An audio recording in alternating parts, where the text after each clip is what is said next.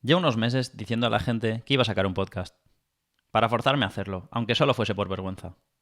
La verdad, me ha sorprendido, para bien, la reacción de la gente. Normalmente me preguntaban, ¿de qué va tu podcast? No tengo una buena respuesta. Soy una persona muy curiosa y me encanta aprender escuchando podcasts.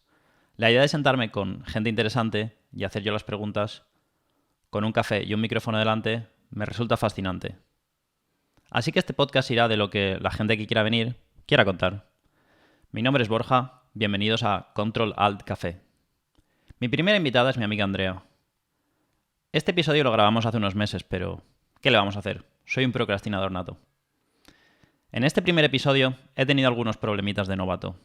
Al principio de la conversación no se grabó el vídeo de Andrea, con lo que la primera media hora su vídeo es de relleno y no coincide con el audio. También he tenido otros problemitas con el audio, al ser la primera vez que usaba el equipo. Aunque espero que podáis disfrutarlo igualmente. Esta es mi conversación con Andrea López. ¿Por qué has decidido venir a mi podcast, Andrea? Hombre, primero porque me lo has pedido. Esto es lo de Family and Friends. En estos casos es Friends, amigos. Entonces me lo has pedido y aquí estoy. Hacer un podcast del que todavía no tengo nombre y no hay ningún capítulo y tampoco sabes el tema. Claro, pero eso es muy MVP, muy mínimo producto viable. Es decir, no necesitas tener ahí todo súper atado para lanzar. Así que, pues, hay que empezar con esas cosas y aquí estoy. Esto es un MVP para ti. Sí, ¿Lo consideras un MVP? Para mí es un MVP. Hablaremos de eso para la gente que no sepa lo que es, pero vamos. Cosas que están empezando, mínimas viables, que no son perfectas ni completas. Las siglas son Minimum Viable Viable Product. Product. Sí. Porque Andrea, bueno, supongo que la mayoría de gente no lo sabrá, Andrea y yo nos conocemos de la carrera, somos amigos, ingenieros informáticos y nos dedicamos a cosas un poquito distintas. Muy distintas, Borja, muy distintas. Andrea es PM, Product Manager. Cuéntanos a qué te dedicas y qué significa ser Product Manager para ti. Bueno, a ver, lo primero, ya no tanto que es para mí, sino yo creo que hay mucho desconocimiento hoy en día de qué es un Product Manager, ¿no? Quién es y qué hace, sobre todo con respecto a Project Manager. Quizá la figura del Project Manager es lo que más acostumbrados estábamos todos a tener y bueno, pues no sé, voy a empezar explicando lo que no es, ¿vale? el Product Manager. Uh-huh. Al final, un Project Manager es aquella persona que trabaja en un proyecto, es decir, algo que tiene un principio y un final. ¿Vale? Algo que normalmente el seguimiento es por completitud, es decir, progreso con respecto a unas fechas. Algo que se define al principio, que puede ser, no sé, 6 meses, un año, lo que sea, se hacen unas definiciones al principio y prácticamente no hay iteraciones ni cambios por el camino, salvo alguna excepción. Entonces eso digamos que es lo que sería un proyecto, que normalmente implica productos digitales, una aplicación móvil, un SaaS, lo que sea. Entonces, ¿qué es producto y qué hace un Product Manager? Un Product Manager, en teoría, es la persona que se encarga de buscar dónde está el valor. Y cuando digo dónde está el valor, es dónde está el valor, dónde está el problema y a quién le aporta valor. Claro, te refieres al valor añadido que puede dar un producto digital, software, ¿no? Simple software. En mi caso, sí. Hay product managers de productos físicos. En mi caso, sobre todo, es software, en concreto, aplicaciones móviles. Entonces, añadir valores, funcionalidad que pueda mejorar la vida de los clientes, que le pueda dar funcionalidad útil a los clientes, que les pueda hacer la vida más fácil, les pueda solucionar problemas. Exacto, algo así. Por ejemplo, a ver, yo creo que hay un ejemplo que normalmente es bastante intuitivo. BlaBlaCar lo conoce casi todo el mundo. Para quien no lo sepa, pues buscas un viaje, es una persona que tiene que hacer ese viaje, pone su coche, pone un precio y la gente se apunta, ¿no? En este caso existe un problema y puedo contar mi propio caso. Yo me fui a Madrid y así también, no sé, cuento cosas personales, ¿no? Se supone que tengo que contar cosas personales, no lo sé. Claro, Andrea. Hemos venido a hablar. Hablar de lo que te apetezca. Tú cuéntanos, claro. Realmente mi idea es un poco, sí, divagar, encontrarnos con temas que no habíamos pensado, que no habíamos hablado antes. La conversación... Yo tengo aquí unas ideas, pero que son ideas. Si no tocamos ninguna de estas ideas, si tocamos dos, ¿Vale? todo nos vale. Perfecto, pues entonces enlazo BlaBlaCar con mi vida. Cuando yo me fui a Madrid, terminé la carrera, ahí se separaron nuestros caminos, el mío se fue a Madrid a una consultora y yo el primer mes yo no tenía dinero. De hecho, fui porque pedí pasta para poder estar.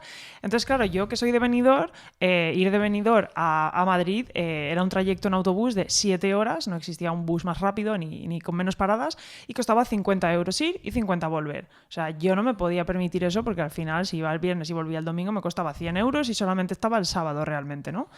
Entonces, de ahí surge mi problema, ¿no? Entonces, un product manager de BlaBlaCar detectaría que hay un tipo de persona que es personas que están empezando a trabajar, por ejemplo, como yo, que se van a la capital de una ciudad y descubren que, pues eso, que no tienen dinero, que no tienen tiempo y perfecto, BlaBlaCar puede ser una solución, ¿vale? Deciden hacer algo como BlaBlaCar. Claro, entonces, no el cómo se hace. El cómo se hace lo haría otro rol, es decir, cómo es la aplicación o cómo es la web. Todo eso realmente es algo que se encargaría el Product Owner, que es el perfil que está más cerca de lo que diríamos la tecnología, las funcionalidades, junto, por supuesto, con el equipo de desarrollo, diseño y demás. Entonces, bueno, ¿qué otras cosas podría hacer el Product Manager? Se dedica a hacer hipótesis, ¿vale? Para que luego se pueda medir si eso ha tenido éxito con una o varias funcionalidades o no, o quitando funcionalidades. Un ejemplo, yo cuando empecé a usar BlaBlaCar tenía mucho miedo de utilizarlo. Para empezar, mi madre me decía que no usase BlaBlaCar, me lo prohibía. Era como, mamá, tengo 25 años, ¿sabes? Lo voy Pero a hacer. porque tu padre pensaba que no se fiaba de los conductores. Claro, piensa que BlaBlaCar en aquel entonces no era una aplicación móvil, era una web. Una web en la que los conductores no tenían opiniones. No te podías fiar. No existía el pago por la web, con lo cual te podían dejar tirado. Uh-huh. Y entonces era como, ¿qué seguridad tengo yo de que esto, no sé? Entonces tampoco existía en WhatsApp compartir ubicación en directo, en tiempo real. Era como mucha inseguridad. De hecho, yo también tenía miedo pues a que me secuestrasen, a que me violasen, un poco. Era real, o sea, yo tenía ese miedo.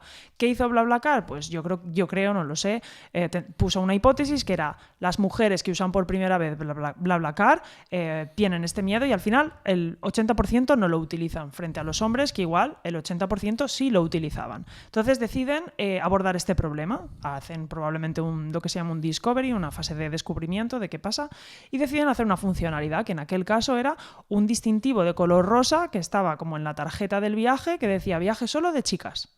De hecho, yo estuve como 6 meses viajando solo con coches de chicas. Entonces, digamos que esa funcionalidad sería el Product Owner quien se encarga de eso y el Product Manager seguiría en lo suyo. Pero claro, ha definido un éxito para esa funcionalidad y es si conseguimos que aumentemos, por ejemplo, en un 50% que esas mujeres por primera vez que no lo usen, será un éxito esta funcionalidad, ¿vale? ¿Y esta funcionalidad llega, por ejemplo, antes que la funcionalidad de reviews? ¿No son un poco... Llegó antes, sí. ¿Complementarias? Estaba antes. O sea, yo usaba BlaBlaCar con esta funcionalidad y los conductores no tenían reviews. Entonces, el proceso entonces de un Product Manager sería... Priorizar. A lo mejor escucharon opiniones de clientes que les escribieron o a lo mejor ellos mismos eran clientes, conocían clientes, entrevistaron a clientes... Debería haber sido así, claro. A ver, no siempre puedes hacerlo. Es como algunas veces tienes algún tipo de fecha límite. Normalmente si trabajas en startups pequeñas, que es donde más he trabajado yo, sobre todo va por inversión, ¿no? O sea, si estás quemando el dinero a saco y te vas a quedar sin dinero en 6 meses y tienes que cerrar una ronda, igual necesitas enseñar algo a los inversores, ¿no? Algo que aporte valor, que haya un cambio en unas métricas y pues... ¿Qué elijo? Frente a reseñas y el distintivo, pues creo que va a impactar más el distintivo, más que las reseñas. Pues hagamos esto, ¿no? Entonces, ese Product Manager debe priorizar esos problemas teniendo en cuenta también el negocio. En este caso podría ser una ronda de inversión. Entonces, es elegir el camino que debe seguir el producto para dar el máximo valor posible al cliente desde el principio. Y al negocio. Pero a veces unas cosas aportan valor al negocio, otras al usuario, otras a ambos. Otro ejemplo que, por ejemplo, solo aporta valor desde mi punto de vista al negocio es Shazam. Shazam, la aplicación para ver qué canción está sonando y tenerla localizada. Yo uso dispositivo Android. Entonces, ¿qué pasa? Que cuando la shazameo me aparece desde hace años un botón bastante grande que en Shazam, cuando tienes localizada esa canción, es bastante limpia la pantalla. Entonces, un botón grande es mucho espacio de la pantalla que te dice reproducir. Pero realmente cuando haces clic en reproducir, lo que hace es que te lleva a descargarte de la Store iTunes Music. Pero antes ni siquiera ponía reproducir. ponía iTunes Music o algo así. Y era como, ¿a mí qué valor me aporta como usuario de Android ver esto? Claro. ¿Vale? Entonces, ¿eso por qué está ahí en Shazam? Porque yo estoy segurísima de que el equipo es muy bueno en producto. Pues probablemente, y yo esto lo descubrí luego dando clase, que un alumno me lo contó, habría algo de negocio detrás. Y me contó, es que Apple ha comprado Shazam. Claro. Entonces, por algún motivo, Apple necesita más usuarios o más instalaciones o de iTunes Music. ¿Y cómo lo hace? Pues así. Claro, promocionar sus propios productos. Aunque no aporte valor al usuario, Claro. pero sí a negocio. Sería un ejemplo. Claro, claro. Pero...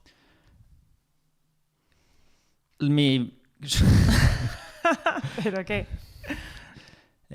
Porque estamos yendo a sitios muy teóricos, ¿no? Pero luego al final yo creo que la gente entienda un poquito también lo que es tu día a día o lo que es lo que diferencia tu trabajo, ¿no? De otros trabajos.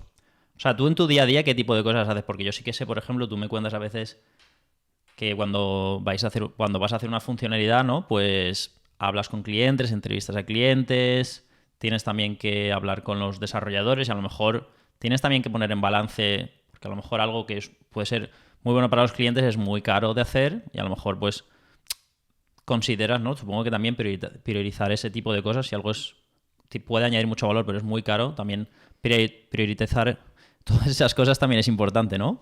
Eso es lo primero que hay que hacer. Entonces, a ver, por responder a tu pregunta, ¿qué hago en mi día a día? Depende mucho de la fase en la que me encuentre cuando entro en una empresa, ¿vale? Porque a veces he entrado y directamente es como, bueno, ya tenemos definido cómo tiene que ser la aplicación, entonces simplemente ayúdanos a decirle a los desarrolladores cómo se tiene que hacer y que se haga, ¿no? Entonces ahí es como, vale, me has contratado para ser Product Manager, esto no es ser Product Manager, es más Product Owner, pero a alguien lo tiene que hacer en ese momento. Entonces, bueno, es como en ese momento lo que hago sobre todo es mucha comunicación con diseño y con desarrollo, para que al menos dentro de todo lo que han definido, si puedo cortar y eliminar cosas para que salga antes, pues priorizo y elimino funcionalidades. Eso sería un tipo de día a día que hago si la fase es esa. Sin embargo, ahora por ejemplo, que estoy como freelance, como autónoma, cuando entro en una empresa lo primero que hago es analizar, son startups pequeñitas, cómo están y normalmente empiezo por definición de objetivos, porque en algunas de ellas ni siquiera tienen muy bien definidos los objetivos de negocio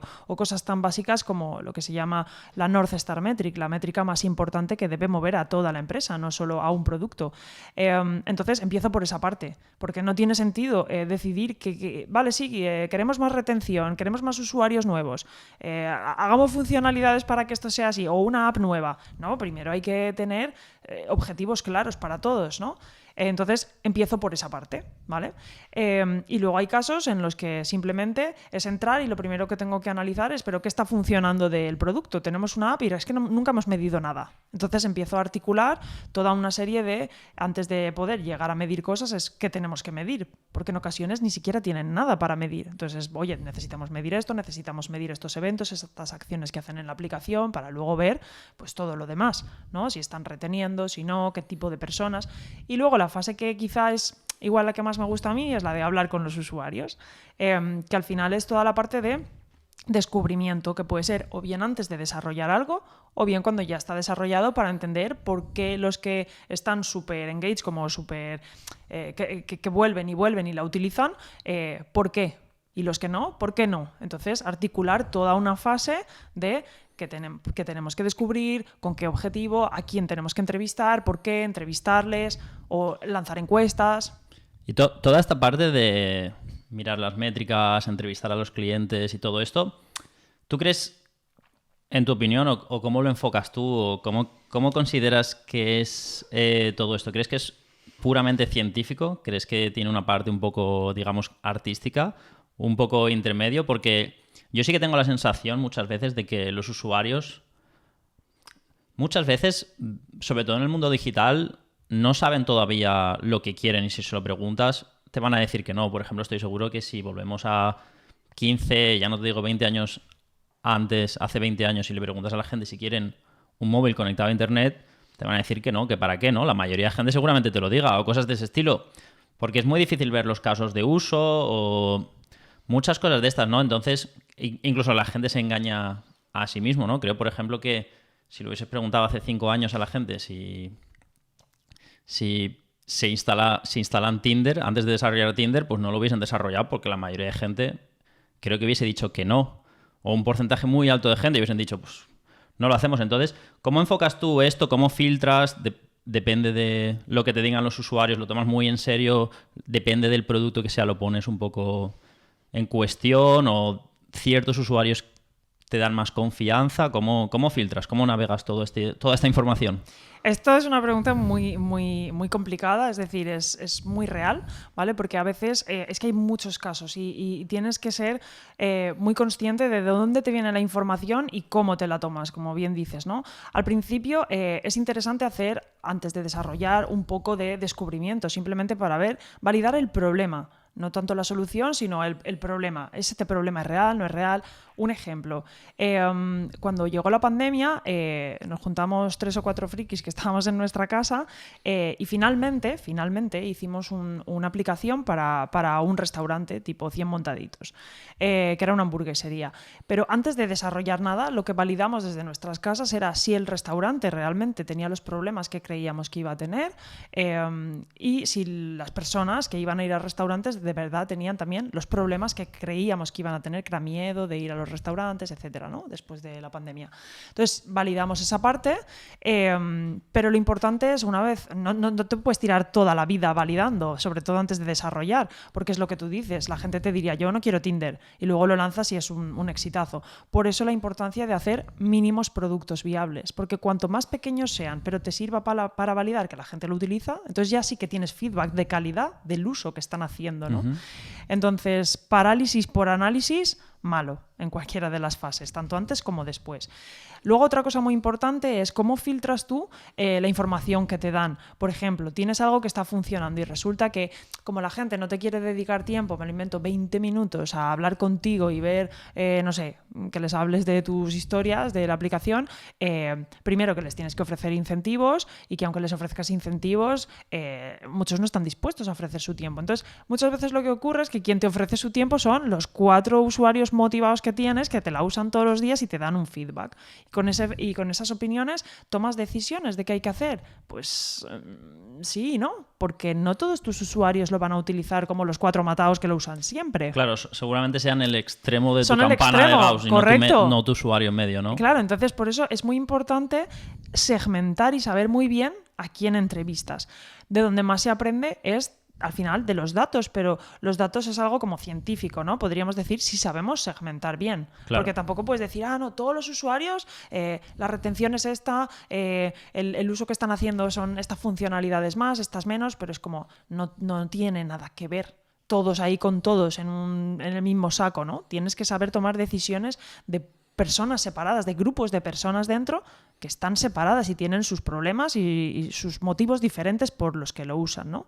Me preguntabas también un poco, ¿es más científico o es más arte? ¿No? Yo creo que es una mezcla, porque una prueba que hago yo siempre y que siempre sale diferente es cuando doy formación, los alumnos los divido en grupos y durante toda la formación hacen un ejercicio, el ejercicio de precisamente esa aplicación que hicimos para el restaurante, que luego pueden ir y verlo, ¿no?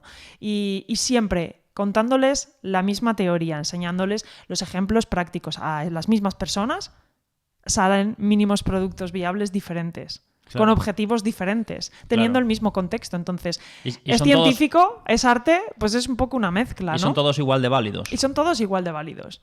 Porque siempre, además, justo los agrupo por mismo tipo, que haya uno que sabe más, uno que sabe menos, uno que tal, para que sean lo más homogéneos posibles. Y salen cosas diferentes, con lo cual es un poco de ciencia, yo creo, y un poco de arte. Y ponerlo en práctica y ver qué utilizan. Entonces, primero, ¿cómo llegas tú a ser berenjenal? Product manager, ¿no? Porque yo sí que recuerdo, ya acabando la carrera, cuando estabas empezando a buscar trabajo y tal, sí que decías, yo no quiero programar, ¿no? Eso lo tenías muy claro. Sí. Pero porque no te gustaba, porque te gustaban más otras cosas, porque en la carrera de ingeniería informática tienes que aprender a programar. Si no sabes programar, no te puedes sacar la carrera. No es... Por lo menos en nuestra facultad, y creo que en España en general o en los países del sur es un poco esa la filosofía que programar es casi secundario, ¿no? Pero en el sentido de que no te enseñan a programar o no te enseñan un lenguaje bien, pero tienes que entender los conceptos bien y tienes que programar al final y en varios lenguajes. Hay alguna asignatura bastante complicada, con paradigmas diferentes, etcétera. Y acabas aprendiendo a programar y entendiéndolo de una forma bastante profunda y abstracta, aunque no seas un buen programador de un lenguaje concreto, ¿no? ¿Por qué no te gusta programar y cómo encuentras este camino? Pues mira, creo que esto nunca lo hemos hablado tú y yo después de tantos años. Yo cuando estaba en la carrera, bueno, ya sabes que me empecé a meter en cosas como delegación de alumnos y cosas de estas, que yo creo que al final sí que tiene sentido con lo que estoy haciendo, aunque sea indirectamente. Y es curioso porque cuando yo entré en la carrera, realmente había aprendido a programar antes. O sea, hablando con el profesor de informática que tenía en segundo de bachillerato, le dije, oye, yo no sé si quiero hacer informática, tenía muchas dudas, no tenía referentes. Me han dicho que se programa mucho, pero ¿qué es programar? Y entonces él me dijo, pues mira, Andrea, te voy a enseñar a programar. Y me enseñó a programar en C++. Y entonces yo entré en la carrera y yo era como, estaba avanzada porque sabía programar en C++. Ya sabía hacer mis bucles y todo. Y entonces a mí me gustó mucho. De hecho, los 2 primeros años yo terminaba la asignatura, terminaba los ejercicios que nos mandaban de prácticas y tal, y buscaba adicionales y los hacía. O sea, me gustaba mucho programar. Pero llegó tercero y yo no sé por qué. Quizá porque igual ya habíamos visto alguna empresa, alguna asignatura de empresa, o quizá porque, no sé si fue en tercero donde había una que se llamaba IDR, puede ser, Ingeniería de Requisitos, no recuerdo el año, pero más o menos en tercero o cuarto empezaron a aparecer asignaturas muy puntuales que en general a la gente no le gustaban y a mí sí me gustaban, pero no tanto lo que era la teoría, que me parecía muy aburrida, sino el cómo aplicarlo, el decir, ostras, yo creo que a mí me mola más entender por qué un usuario tiene que hacer esto, cómo podemos enlazarlo, qué es lo que hay que programar, vamos, ¿no? Que tiene sentido programar. Y entonces acabé decantándome por sistemas de información. En aquel entonces la carrera de 5 años tenía esta, que era como algo de empresas, y me gustaban más las asignaturas. La especialización del último año, ¿no? Año y pico. Del último año, creo que era así, en quinto de carrera. Entonces, bueno, total, que yo empecé... Sistemas de información significa, para el que no lo sepa, porque creo que el más popular, que era el que hice yo, era desarrollo de software, ¿no? Que es más programar y te enseña a programar. Había otro que era redes y sistemas. Sí. Había otro que era de... para mí era no me acuerdo mortal. cómo se llama, pero era el de hardware. Sí, Que ¿es eran verdad? bastante pocos. Sí, y sí. luego sistemas de información, que es el que cogiste tú. Sí. ¿En qué consiste? Porque yo leo sistemas de información y es muy genérico, ¿no? Parece que sea carrera informática, no sé. Sí, es como muy genérico. Ahora, de hecho, creo que ya tienen como más asignaturas en la carrera de digamos, de esta rama que había. En aquel entonces, pues tenías asignaturas, por ejemplo, de auditoría, de comunicación profesional, de cosas que tenían que ver con empresas, en plan de, a ver, tenéis que desarrollar algo, pero tenéis que tener en cuenta el entorno en el que estamos y qué pros, qué contras, qué fortalezas, qué debilidades. Y yo, por ejemplo, recuerdo esa asignatura que se llamaba END, que ahora mismo no recuerdo qué eran las siglas, pero es que esa asignatura fue como, vale, pues en la situación en la que estamos yo desarrollaría un producto relacionado con una funeraria. Todo el mundo se muere. Es como, esto siempre va a pasar. La gente se muere, entonces hacer un producto con respecto a, no sé, gestión de una funeraria o algo así, no sé, cosas así. Entonces me di cuenta que toda esa parte de pensamiento me gustaba. Y también me gustaban mucho asignaturas como de investigación operativa, que estaba relacionada con cosas de project management, de optimización, de completitud de proyectos. Y también había otra, ¿cuál era? Bueno, la de auditoría. Luego al final hice el proyecto final de carrera y descubrí que no me gustaba, que me aburría lo que era todo lo que, no sé, te dan la ISO 27001 y te la tienes que mirar y ver, ir a un sitio y decir en su sistema de información, en su todo lo que hacen con el ordenador básicamente, y los programas y los procesos, la digitalización, que está bien y que no. Entonces me fui a farmacias. Toda esta historia tiene un sentido, es explicar que yo creo que tiene relación porque he acabado aquí.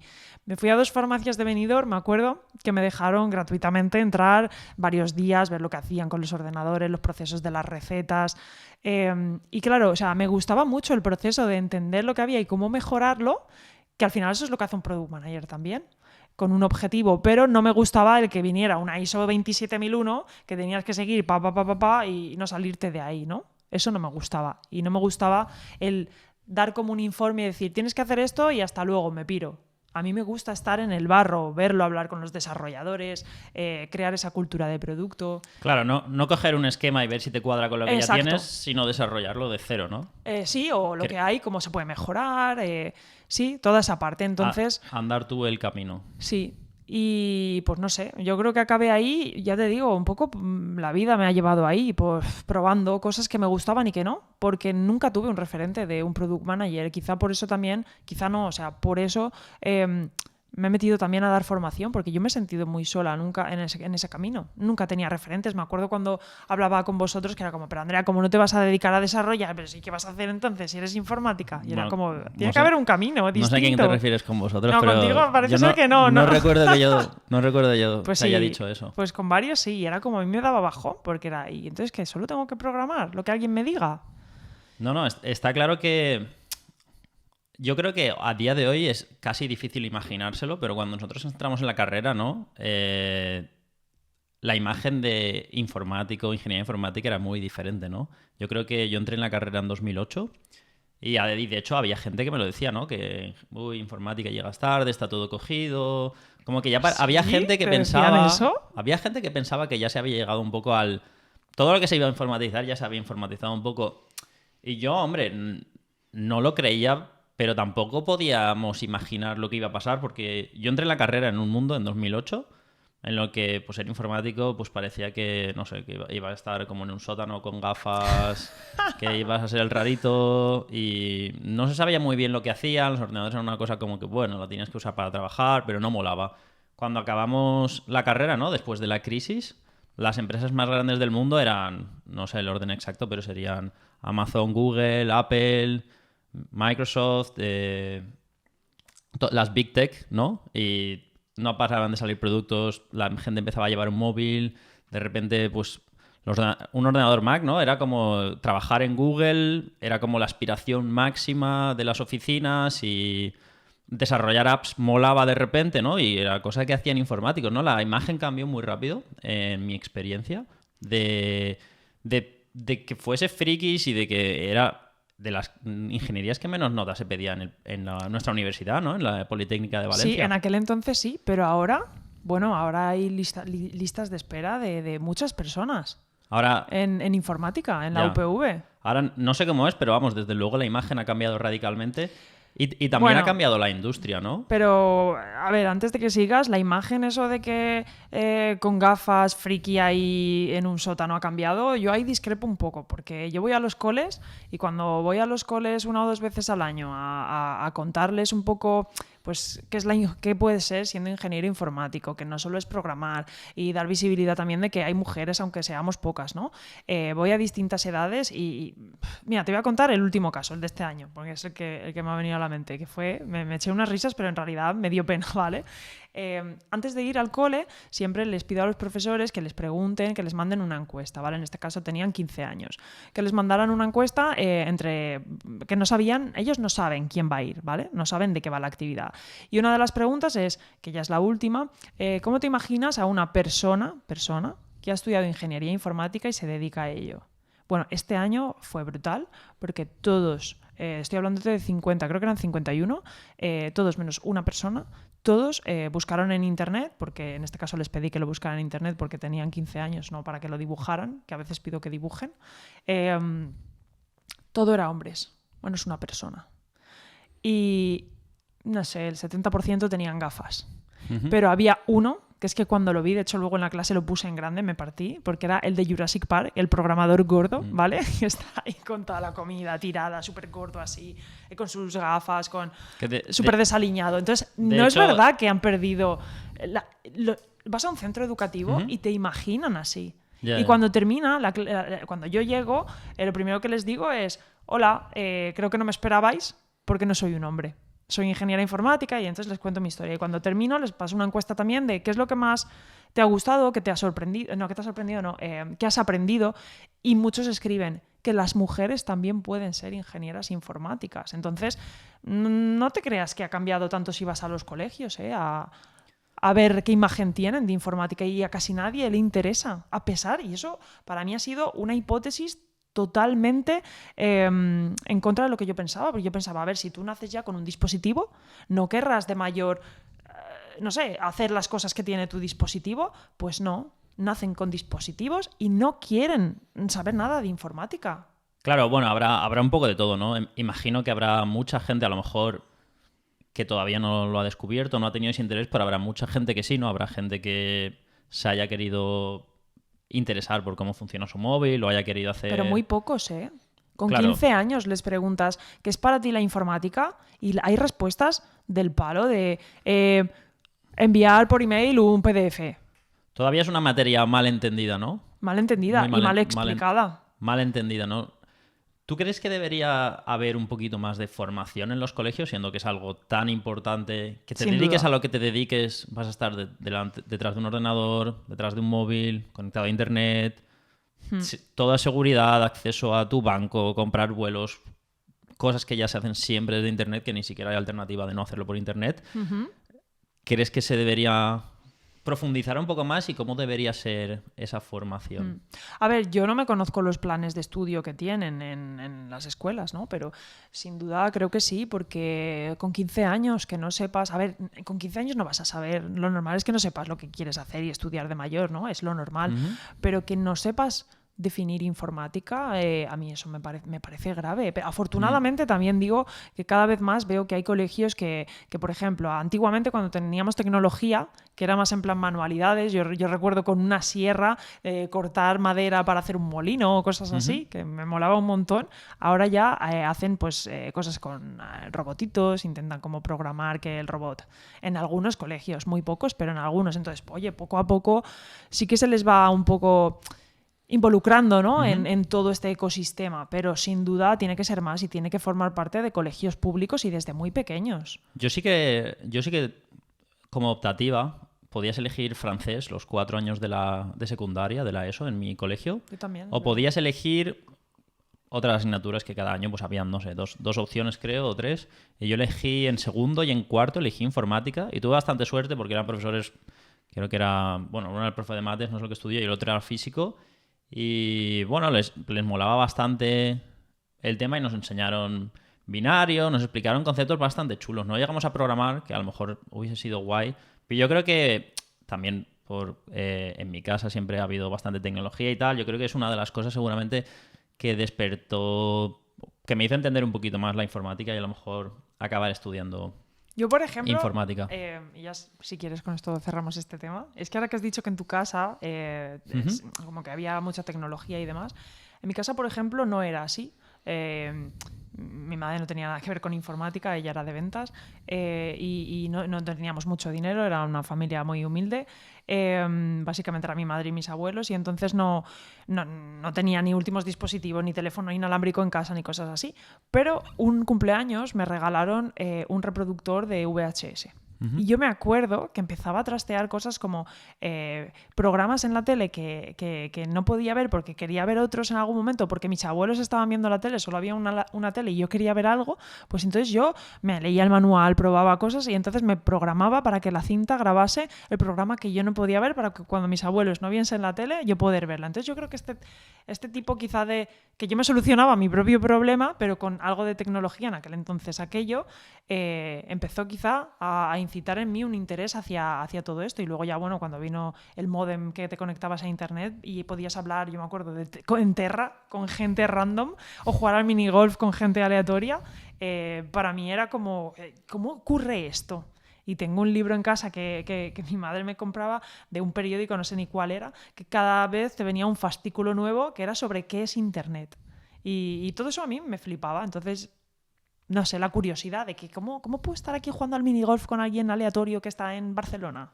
Claro, yo creo que la curiosidad es algo que compartimos sin duda y que nos ha seguramente llevado a descubrir este mundo un poco.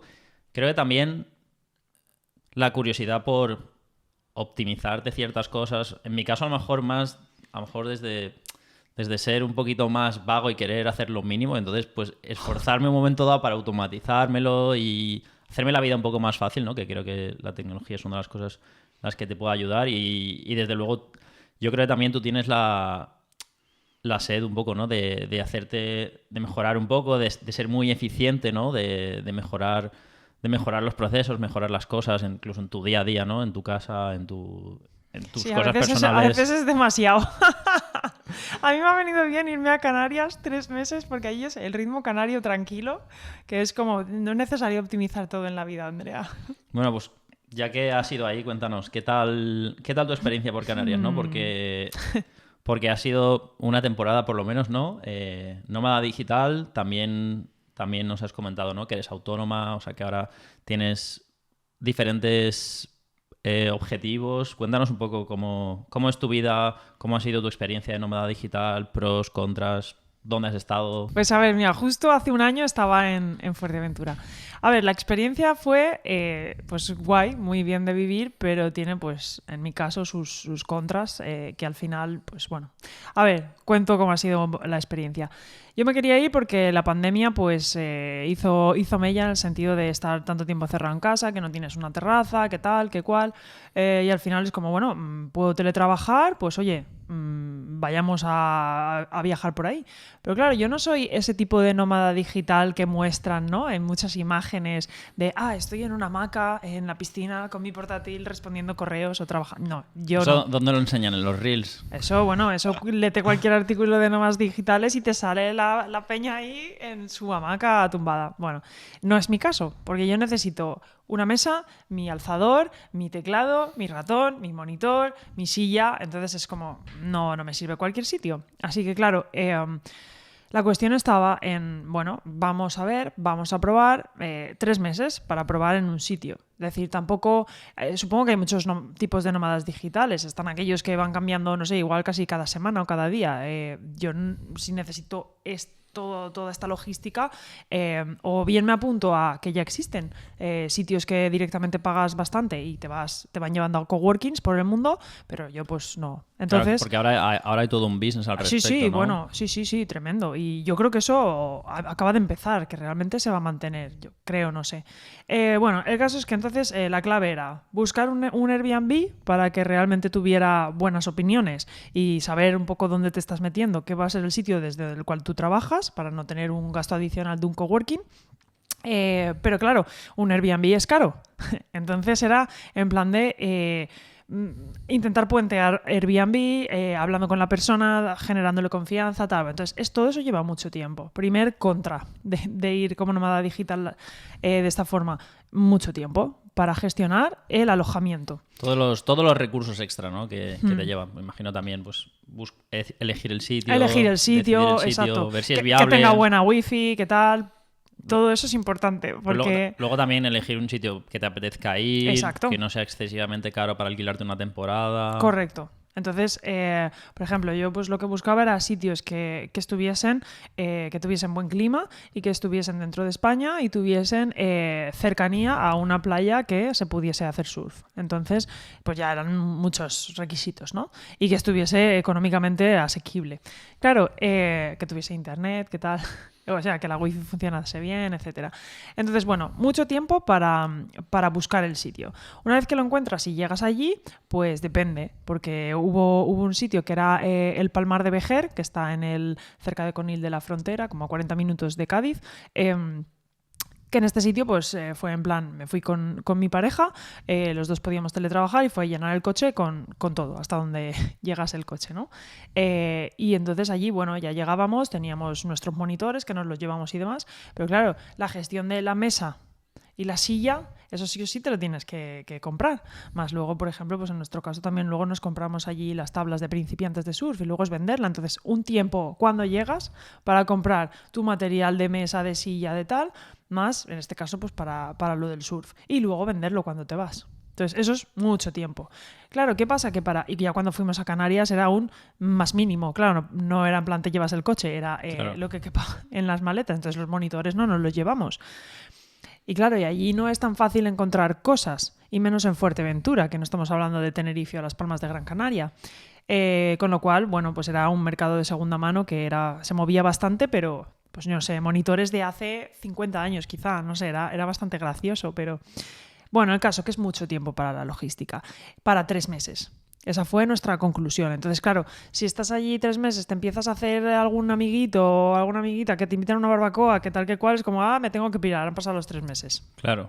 Y para mí fue como muy guay, pero es como, me quedaría más tiempo, ¿no? Entonces, al final un poco la reflexión fue, creo que el mínimo tiempo para mí son 6 meses en un sitio. Creo. Para toda esta inversión de tiempo, ¿no? Para que, no sé, a mí personalmente me rente de alguna forma. Pero claro, no es tan fácil encontrar alojamiento 6 meses, porque muchas veces este tipo de destinos a los que a mí me gusta ir, cuando llega el verano, no te mantienen el precio del Airbnb. Y son precios desorbitados, como Fuerteventura o el Palmar, y lo mismo pues en épocas también como Navidades o demás, con lo cual es difícil encontrar 6 meses. Entonces, bueno, pues eso fue un poco lo que me encontré. Y si luego no tienes como un campamento base en el que quedarte luego cuando vuelves para poder tomar tu siguiente decisión de a dónde vas, pues al final igual necesitas tener una casa o un piso, ¿no? Que sea tu campamento base para luego, me voy, y si no, vuelvo a mi casa, tal. Claro, supongo que habrán diferentes formas de hacerlo, diferentes filosofías. Yo también creo que muchas veces nómada digital es casi un concepto abstracto. Yo conozco gente que se identifica como nómadas digitales y llevan meses o años viviendo en el mismo sitio. En Valencia, por ejemplo, hay una comunidad bastante grande, relativamente grande, de nómadas digitales, en la cual, bueno, yo por lo menos estoy en el grupo de Telegram y yo tal. Yo también. Me metiste tú. Y creo también que es algo que tampoco, en plan, un cierto momento de tu vida lo puedes hacer, pero mientras estés viajando, si es un sitio el que sabes ya que vas a estar temporalmente, invertir en relaciones, invertir en bienes materiales, en general invertir mucho en ese sitio, como que estás un poco de paso, y entonces yo creo que también te genera ciertos problemas, ¿no? Yo creo que habrá gente que le funcione bien, pero yo, por ejemplo, conozco gente que vive viajando. Tiene que ser a la larga bastante solitario. Yo, cuando he estado viajando un poco más o cuando he vivido en varias ciudades, y siempre volver a empezar de cero, volver a conocer a gente, y si luego vuelves donde estabas antes, la gente, tu vida ahí ya no tiene nada que ver, la tienes que rehacer realmente, o la tienes en pausa, esas relaciones no van, luego cuando vuelves ya no están. Entonces creo que hay muchas perspectivas, ¿no? Creo que puede ser algo chulo si haces de bastante joven para descubrir el mundo, pero creo que también tiene muchos contras, y tampoco creo que existirá, pero no creo que todo el mundo de repente se convierta en nómada digital. Yo creo que no es para todos. Depende mucho de cómo seas como persona. A mí, sinceramente, me gustó mucho vivir la experiencia, ¿vale? Sobre todo la de... Bueno, las dos. Iba a decir la de Fuerteventura. Sí, es que Fuerteventura me gustó mucho, pero el Palmar también, por ejemplo. Entonces, claro, la cuestión es... Me gustó mucho la experiencia, pero me gustaría hacerla eso, como cada 6 meses, tal, pero requiere pues cubrir tus necesidades, que es luego cuando vuelvo, ¿qué? ¿Dónde me quedo, no? Pero bueno, hablemos también de los pros. Para mí, a mí me molaba mucho el decir, estoy aquí, salgo después de trabajar y me voy a ir a tomarme una cerveza a este sitio, que es nuevo. Es como estoy de vacaciones, claro. Es nuevo este sitio. Luego me voy a este otro restaurante, y luego, como normalmente también gastronómicamente hablando es distinto, a ver, tampoco es muy distinto porque estás dentro de España, pero no deja de ser pues otro tipo de cosas, ¿no? Bastante pescado en estos sitios. A ver, bueno, estamos en el Mediterráneo, también hay pescado, pero no sé, y es como que es una cultura aún más de pescado, de, bueno, las patas arrugadas en Canarias. Pues, claro, simplemente el hecho de que sea algo diferente, ¿no? Que te sientes más como en vacaciones. Claro, yo creo también que habrá gente que esté más cómoda siempre yendo lo mismo y repitiendo, pero sí que es verdad que probar cosas nuevas te enriquece, te hace aprender, y también tiene una cosa que para mí me hace reflexionar bastante. Es algo un factor que a veces tengo en cuenta a la hora de intentar hacer las cosas un poquito diferente, porque es muy cómodo en plan, es este restaurante que me gusta y no pruebo otro. Pero, por ejemplo, si siempre haces las mismas cosas todos los días, como que se hace todo una masa como traslúcida, parece que el tiempo pase muy rápido si siempre haces lo mismo. Si haces cosas muy diferentes, si acabas de conocer a gente nueva... Yo recuerdo, yo qué sé, irme de campamento, o cuando me fui de Erasmus, llegó gente como una semana después y dije, joder, es que esta gente ya... Luego al final acabamos siendo amigos, pero cuando llegaron yo pensaba que la gente que había allí, como habíamos vivido tantas cosas nuevas, tan intensas, ya no nos íbamos a... Yo pensaba cuando venía la gente, digo, es que ya llegan tarde, ya... ¿Ya ha pasado todo? Han pasado tantas cosas como que la gente que veía ya eran como eran familia para mí, y la gente que venía nueva se la había perdido todo. Luego la realidad es que no era así, pero sí que hacer cosas nuevas un día o una semana cuando estás de viaje, cuando estás haciendo muchas cosas nuevas, es muchísimo. Si estás trabajando y haces el mismo camino para ir a trabajar que todos los días, comes lo mismo más o menos siempre, tal, como que el tiempo pasa muy rápido, ¿no? Sin hacer cosas nuevas. Pero sobre todo si dices, lo has dicho muy bien, cuando vas a trabajar, vuelves, pero ¿y si trabajas desde casa?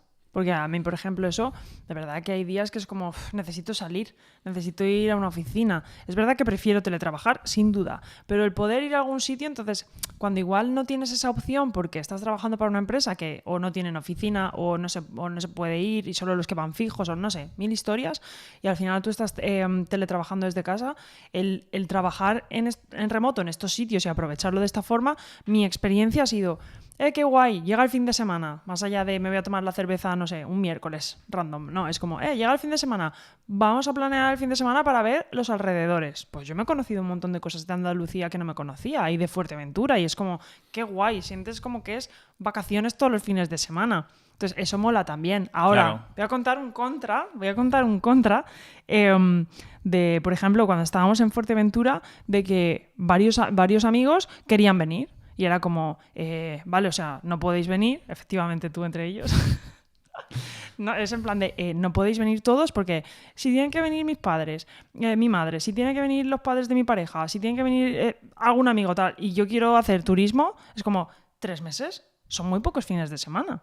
Mínimo el primero y el último lo quitas para vender cosas, comprar, es como, te quedan muy pocos fines de semana y también te gustaría, o a mí me hubiese gustado, que hubiese venido más gente para poder enseñarle Fuerteventura, pero es que te quedas sin fines de semana, claro, y no vas a ir 3 meses para recibir todo el rato visitas continuamente el fin de semana. Entonces, pues bueno, también es un contra, pero es por cómo yo lo percibo. Conozco gente, por ejemplo, que es nómada digital y cada semana cambia de sitio, pero porque están pues en estos, no sé cómo se llaman, un sitio creo que se llama Selina o algo así, que pues tienen muchos coworkings por el mundo, en Bali, en no sé dónde, a veces son co-livings, ¿no? Sí, son co-livings, todo el pack, ¿no? De hecho, con duermes gente, claro, y tienes tu coworking para trabajar y tu habitación y la cocina común y todo este tipo de cosas. Te ofrece un pack de... Y cada semana claro, en una ciudad distinta o en un país diferente. Entonces, así sí, pero claro, cuesta. Y yo entiendo que cueste dinero porque todo el tiempo que inviertes en gestionar eso es totalmente lógico. Pero claro, ¿quieres viajar así o quieres tener tu casa, tu piso con tus cosas? Pues son modos distintos de concebirlo. Claro. Y bueno, te fuiste, una de las razones para irte a Fuerteventura era para hacer surf. ¿Hiciste mucho surf? Pues hice menos del que me gustó porque claro, bueno, a ver, Fuerteventura no estabas enfrente de la playa, no era como en el Palmar, eso ya lo sabía. Y necesitas coche. Entonces, claro, si no tienes ahí el coche, había que alquilarlo cada fin de semana para irse. Entonces, y al final, si eres principiante, yo es que soy la eterna principiante, entonces yo no me siento segura yéndome a un spot de surf donde igual hay fondo de roca y no conozco las corrientes y todo esto y puede ser peligroso. Entonces, necesito ir al menos la primera vez con una escuela para que me lo enseñen y tal. Entonces, en Fuerteventura no fui tanto como me gustaría, sinceramente. Pero estaba allí y surfeé, con lo cual para mí ya está. Contenta. Porque para ti el surf es una cosa importante, ¿verdad? El surf, cuéntanos qué significa el surf para ti, cómo descubriste el surf. A ver, el surf es importante. Con los años es como que ha perdido un poco de, digamos, de importancia, pero lo sigue siendo, como lo de nómada digital.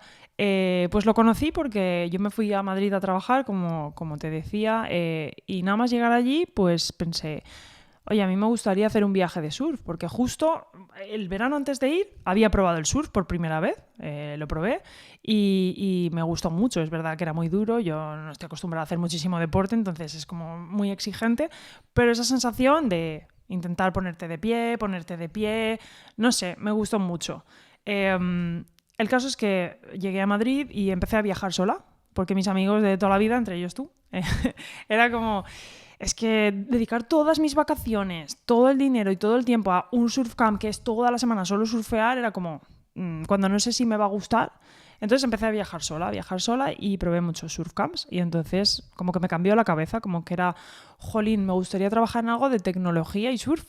Y entonces así, casualmente, pues apareció una startup que estaba en Valencia.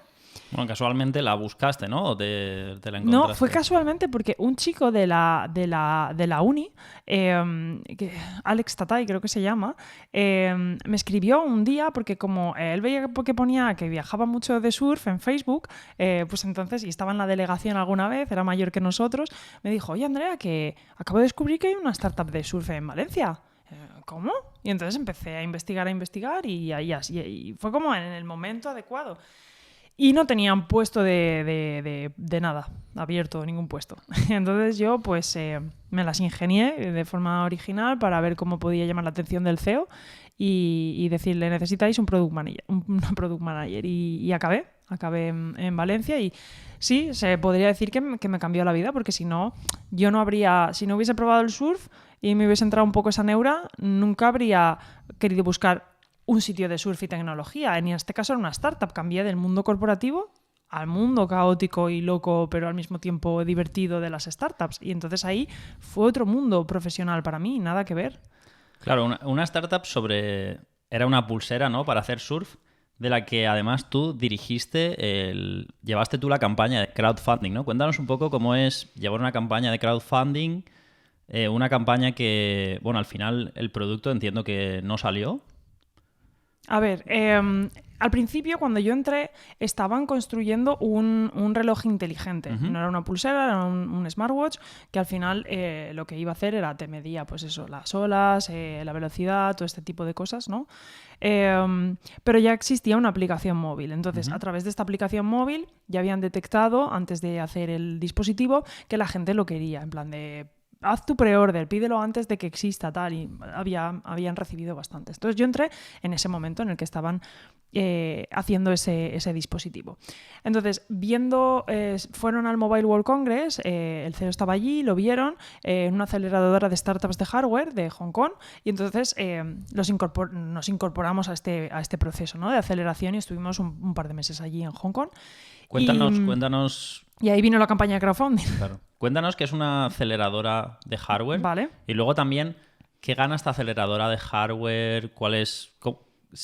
Supongo que depende de cada empresa, se negociará distinto, ellos se llevan un porcentaje de los beneficios, porque imagino que dinero no estaría en condiciones de pagar a esta aceleradora, ¿no? Por sus servicios. Vale. A ver, lo primero, yo no soy CEO, no he sido CEO nunca, entonces no me sé exactamente todo lo que estaba firmado, cómo era y tal, pero lo que he podido aprender por el camino es que hay distintos tipos de aceleradoras en función del estado en el que se encuentre la startup. Si es en plan estado semilla o estado crecimiento o lo que sea, hay como distintos tipos de programas de aceleración. Lo primero que hacen es detectar, pues si tú puedes cubrir, pues eso, si puedes proporcionar una solución para un problema, ¿no? En este caso, esta aceleradora lo detectó. Era de hardware. ¿Por qué? Porque en este caso era el dispositivo que era lo del surf. La pulsera. El reloj. El reloj. Porque luego se convirtió en pulsera, ¿vale? Entonces, se convirtió allí en pulsera. La cuestión fue que nosotros fuimos ya con un prototipo. Entonces, por ejemplo, te ven en el Mobile World Congress, les interesa y dicen, mira, no tenemos todavía ninguna startup de deporte, de surf y tal. De hecho, fuimos, creo que la primera edición de esta aceleradora o la segunda, no recuerdo. Y entonces era como, perfecto, pues tal.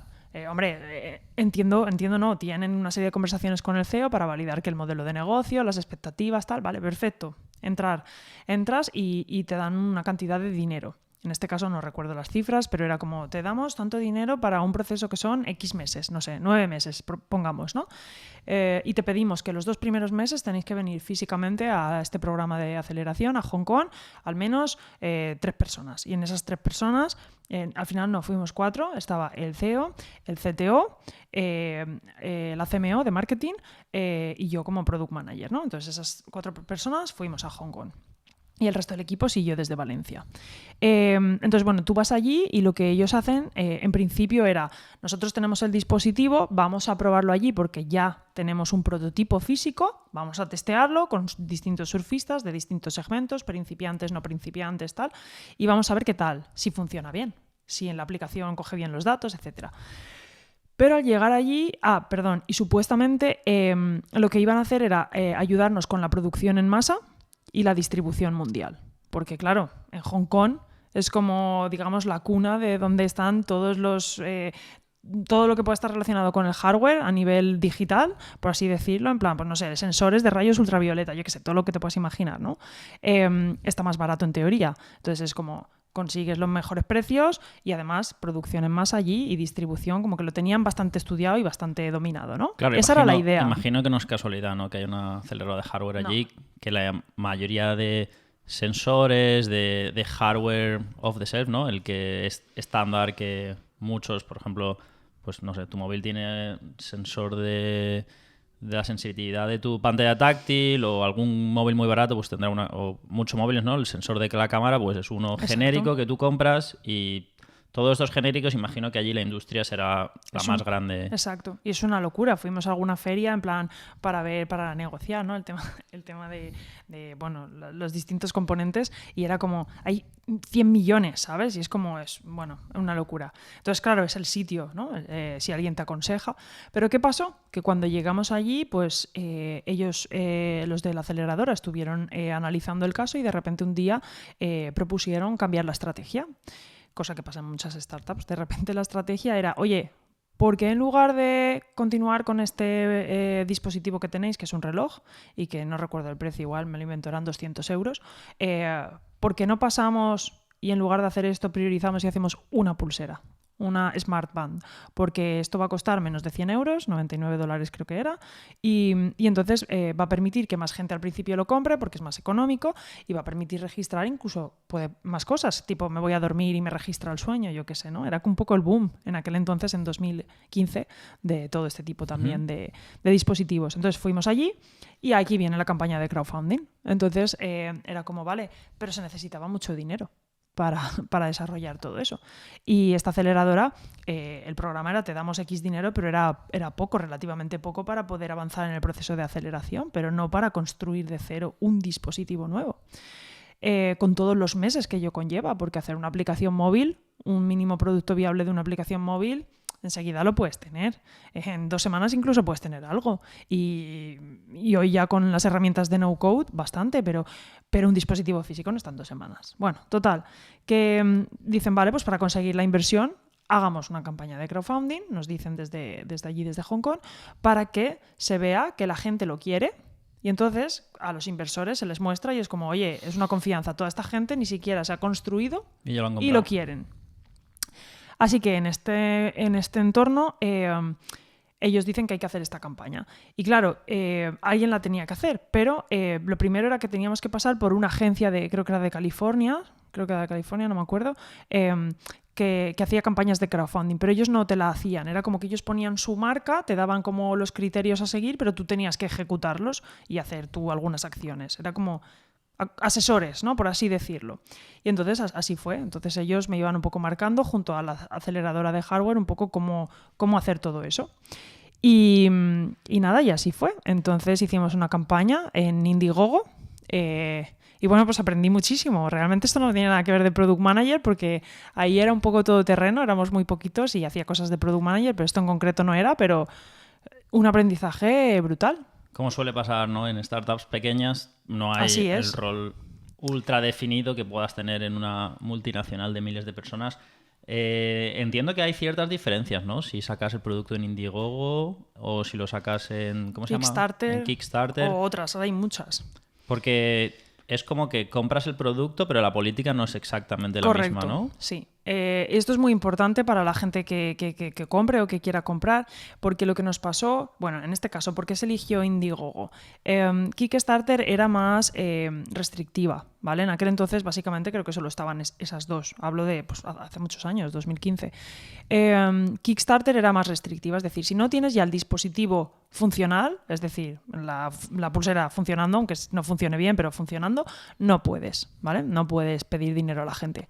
O sea, tienes que estar ya listo para... Tiene que estar, aunque sea un prototipo, pero necesitas el dinero para lanzar la producción. Exacto, para mejorarlo o lanzar más o hacerlo por la producción en masa y distribución mundial, pero hay algo ya que funciona. funciona, aunque funcione regular.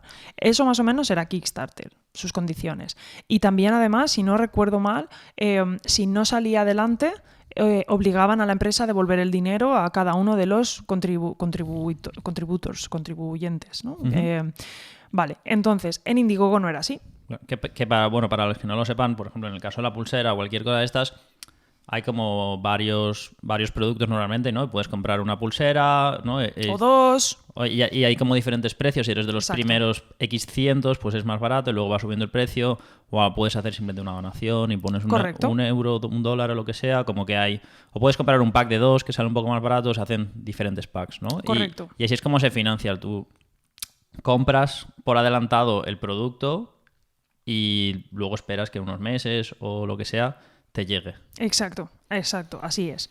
Entonces, en Indiegogo lo que pasaba era que no era necesario que tuvieras un prototipo funcional, pero sí un prototipo de diseño, ¿no? Que ya existía algo como físico, aunque fuese como la carcasa por fuera. Realmente fue así, estaba la carcasa por fuera, ¿vale? Dentro no había tecnología, no había nada. Ese era el requisito y además... si la empresa no conseguía lanzar, o sea, hacer todo lo que proponían, no estaban obligados a devolver el dinero a las personas, ¿vale? Esas eran al menos las grandes diferencias entre ambas. ¿Qué pasó? Que cuando nosotros la lanzamos, claro, se muestra mucha información. Entre esa información se muestra un deadline, un montón de fechas en las que se les dice a la gente, mira, de aquí 3 meses vamos a tener esto y lo vamos a hacer. De aquí 6 meses ya estará disponible y lo lanzaremos primero en China. De aquí 12 meses lo lanzaremos a tales países, ¿no? Entonces tienen ellos como su calendario de cuándo van a ocurrir las cosas. Entonces la gente realmente se supone, y aquí es donde viene el que es muy importante que cuando participéis en campañas de crowdfunding leáis la letra pequeña. Se supone que tienes que saber lo que estás pagando. Y aquí había mucha gente que no lo leyó. No veía el calendario. Y aunque era visual, era una foto y tal, pero la gente no entendía ese concepto de crowdfunding. Y lo único que hacían era lo compraban. Y de repente, nada más comprarlo, porque además yo tenía que responder a todas las personas que ponían comentarios, escribían y decían, pero me va a llegar la semana que viene porque es el cumpleaños de mi pareja. Hola, ¿no te has leído que hasta dentro de 9 meses esto no va a ocurrir? Entonces, claro, la gente estaba comprando pensándose que existía y no era así. Entonces, bueno, el destino de en este caso de Glassy Zone, que era el dispositivo, nunca llegó a las manos de los usuarios, no sé si de algunos, y no se le devolvió el dinero a la gente. Entonces, muy importante que la gente lea lo que compra. Porque claro, como tantas startups, pues a pesar de que la campaña se consiguió, la campaña de crowdfunding fue un éxito para lo que se pedía, que no sé si eran 60.000 euros o así. El objetivo no era, con 60.000 euros tú no tienes dinero para hacer todo esto, de producción en masa y todo esto, pero el objetivo no era ese, el objetivo era demostrar a los inversores que la gente lo quería y que había pagado por adelantado. Pero no fue suficiente, en el periodo estimado no se reunió el dinero y entonces, como pasa en tantas startups, se quedaron solo con el desarrollador, con el CTO, full stack, que sabía de todo, y con el tiempo pues no consiguió remontar y nunca se llegó a... Pues eso, la gente no obtuvo su dispositivo. Claro, yo sí que he comprado varios productos de crowdfunding y siempre me han llegado, y yo una de las cosas que siempre he mirado era que la empresa, el grupo de gente que fuese a vender lo que fuese, que ya hubiese antes lanzado un producto de forma exitosa y lo hubiese vendido vía crowdfunding o no, y que lo hubiese conseguido hacer, porque creo que la cantidad de problemas que puedes tener produciendo algo por primera vez, como una empresa sin esa experiencia, son muchísimos. La cantidad de retrasos, quedarte sin financiación. Han habido crowdfundings. Había uno famoso que era un dron. Era un dron, algo me suena, sí. Que reunieron, no sé, muchos millones. Sí, y tampoco. Y después de años nunca llegó. Y bueno, han habido campañas crowdfunding bastante grandes que han fracasado, prometiendo mucho. Y luego, claro, técnicamente, con el presupuesto que tienes, el saber hacer que tienes, la gente que tienes, que no lo... como equipo al menos no lo ha hecho junto antes, que es muy, muy complicado. Y luego, bueno, la gente que también trabaja ahí, yo qué sé, yo por ejemplo, también salía en vídeos, salíamos varios empleados hablando también de, hey, este dispositivo, tal, no sé qué, y al final lo pasas mal como empleado porque dices, claro, tío, he estado trabajando en algo que me flipaba, que me gustaba, que y que la gente lo quería, pagó por adelantado y es como, ¿y ahora qué va a pasar? Y no se le va a devolver el dinero y te sientes mal. Aunque no Claro, sea tu responsabilidad porque no es tu empresa, pero te sientes mal y dices claro. que menos que devolverle el dinero a la gente. Claro, y Pero, tú, y tu cara queda ahí grabada, pero bueno, al final tú eres un product manager, quiero decir, no eres el responsable de que no se le devuelva el dinero a la gente. Pero bueno, claro, y tú parece que no tienes muchos problemas hablando de esto, ¿no? Porque imagino, y también hablé contigo en aquella época y tal, era un poco complicado, ¿no? Al principio no sabías muy bien si te iba a afectar en la carrera, si que la gente te encontrase en una campaña de crowdfunding que nunca había entregado, si te iba a ver producto... mal. Especialmente yo creo también con la cultura española, sí que es verdad que evidentemente eran dudas muy fundadas, ¿no? Pero bueno, yo recuerdo en aquella época cuando hablamos, una de las cosas que te dije es que lo habías hecho, había fallado, sabías por qué había fallado, ya era más que no haberlo hecho nunca. O sea, alguien que no lo haya hecho y no lo ha intentado sabe menos que tú que has fracasado seguramente, ¿no? ¿Cómo lo llevas? Si tienes una entrevista de trabajo, si te preguntan, ¿es algo de lo que no tienes ningún problema en hablar?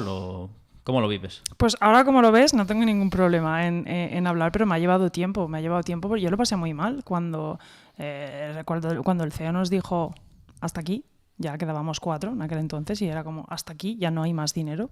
Voy a seguir solo con el CTO por si acaso conseguimos resurgir esto.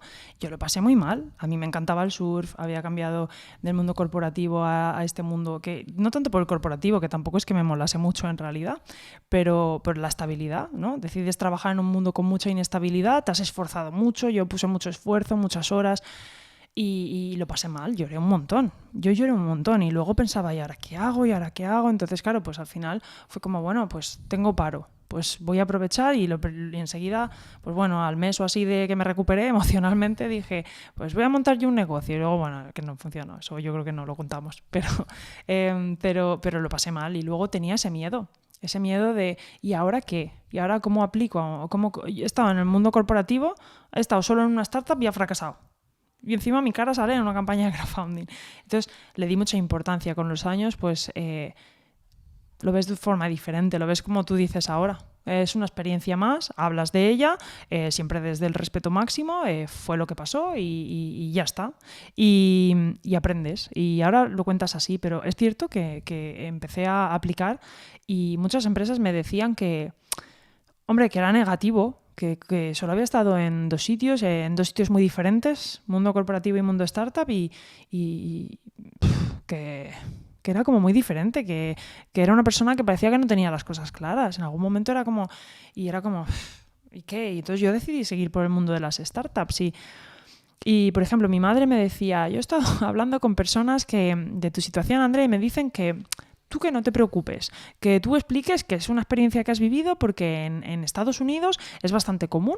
De hecho, en Estados Unidos es como más enriquecedor el haber pasado por más sitios porque has aprendido más, sabes enseguida adaptar, ¿no? Sabes cómo comparar entornos donde has estado con productos distintos y tal, y que era algo positivo. Entonces yo, pues, no sé, intenté darle ese enfoque, pero me costó mucho.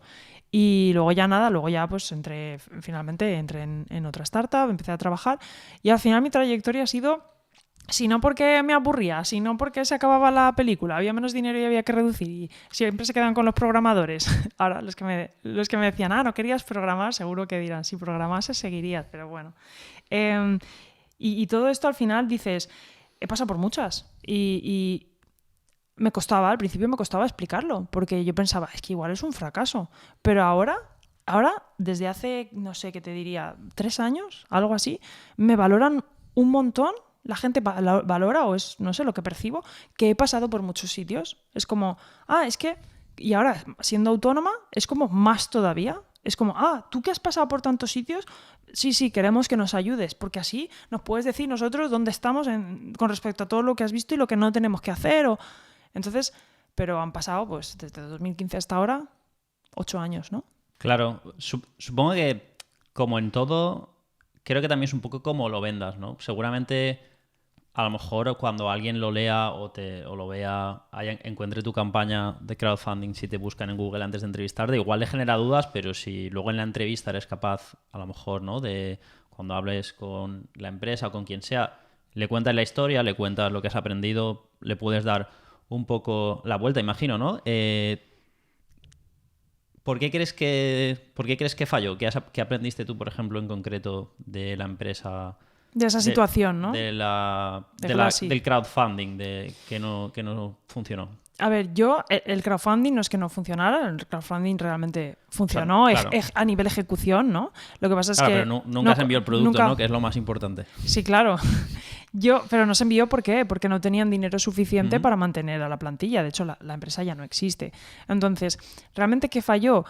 Yo exactamente no lo sé, pero puedo hacer hipótesis. Yo creo que se decidió quizá demasiado rápido cambiar la estrategia sin pensarlo, quizá con demasiado tiempo. Igual simplemente el hecho de estar allí en Hong Kong con ese hype de que estás allí, gente que sabe bastante, te aconseja y es como, vale, no es lo que pensaba, pero tiene sentido, cambiemos a esto, pues sí, quizá le llevó al CEO a tomar esa decisión. Yo no lo sé, ¿no? Pero creo que fue un cambio muy grande en muy poco tiempo. Igual o no muy bien pensado o no se pensó en los riesgos de que no saliese eso, porque era como ya tienes el dispositivo para testear, ¿no? O sea, ¿cuánto tiempo y cuánto dinero necesitas para conseguir que esto nuevo te salga adelante aunque sea mejor? Entonces yo creo que, y lo he visto después no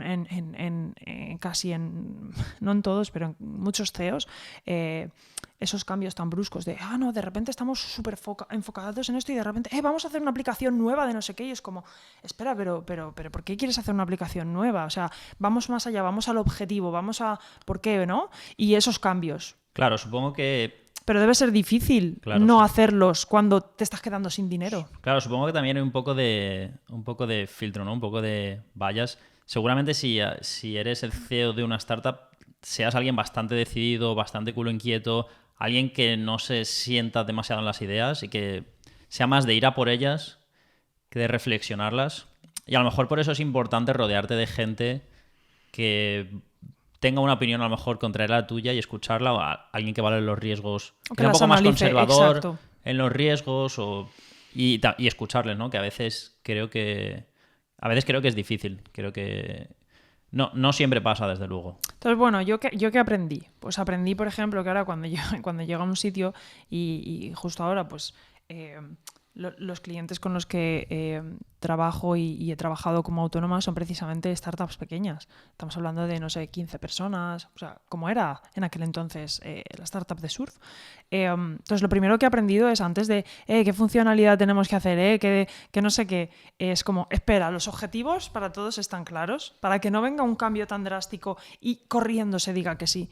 Que evidentemente yo no digo que no hay que decir que no, esperemos un poco, vamos a pensar y a veces hay que hacerlo, pero al menos ya has sopesado algo, no sé. Entonces, es, por ejemplo, lo primero por donde empiezo, el tener esos objetivos, porque siempre, y es que yo creo que es un patrón común, que siempre pues eso, te vienen con ideas de los CEOs y es normal, de hagamos esto, he visto esta aplicación, en este congreso me han dicho que no sé qué, en este evento me han dicho que hagamos esto. Y entonces por eso tiene que haber una persona que diga, espera, pero ¿por qué vamos a hacer esto? ¿En qué objetivo va a impactar? ¿A negocio o a usuario? ¿Qué no sé qué? ¿Están dentro de nuestra estrategia tal cual? Pues eso. Claro, en plan, vamos a pensarlo bien, porque... Que luego igual se hace, claro, pero todo tiene una coherencia. Claro. ¿A ti en general te gustan las startups con sus altibajos?